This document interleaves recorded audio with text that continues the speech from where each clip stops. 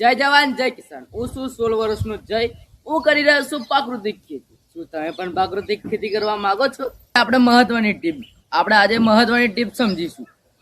તમે પ્રાકૃતિક ખેતી કરો છો તો આખા ખેતરથી નહીં પણ જેના ટુકડાથી શરૂઆત કરો.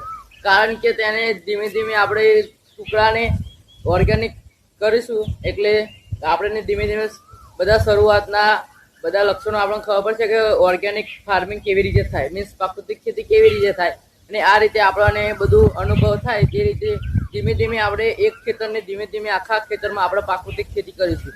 આ રીતે આપણે એક એક ખેતરમાં કરીએ તો બધા ખેતરો આપણા ઓર્ગેનિક થઈ જાય. એટલે પછી આપણને ખાતરની જરૂર જ ના પડે. અને આપણે પોતે ઘરે ખાતર બનાવીશું અને આટલા ટુકડાને પહેલાં ઓર્ગેનિક બનાવીશું અને પછી બીજા ટુકડાનું ઓર્ગેનિક બનાવીશું. એ તમને પણ બતાવીશું. અત્યારે અમે આટલો ટુકડો છે એ ઓર્ગેનિક કરે છે.